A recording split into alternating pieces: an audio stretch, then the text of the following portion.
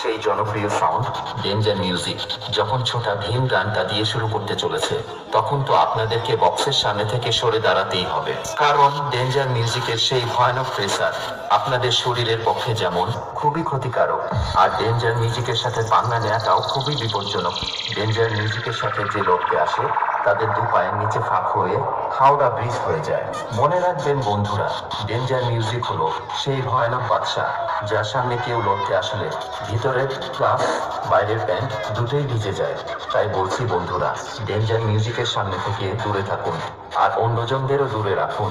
আর বেশি ভাগ না বকে চলুন এবার শুরু করি।